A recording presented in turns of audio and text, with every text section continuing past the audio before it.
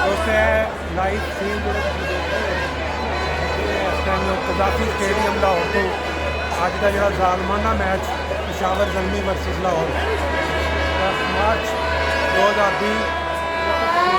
ਇਸ ਤਰ੍ਹਾਂ ਤਮਾਸ਼ਾਈਆਂ ਨਾਲ ਗਰਾਊਂਡ पर और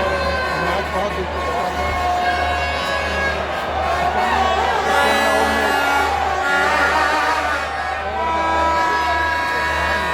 बारहवां ओवर जा रहे हैं 95 के करीब और बड़ा ही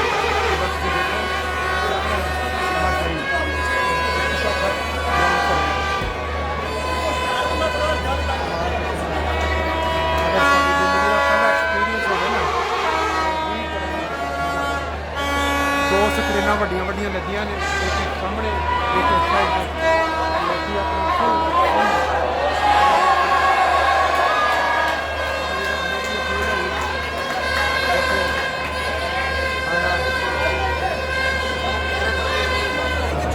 बेशुमार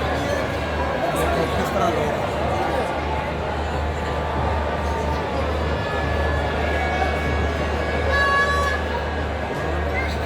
फिर जाके जो मैच देखने का मज़ा है वो टीवी वाला नहीं है, लेकिन माहौल भी तो इस तरह होंगे कि तुम जो उत्थे जाके तमाशे बीन बाजे लोगों का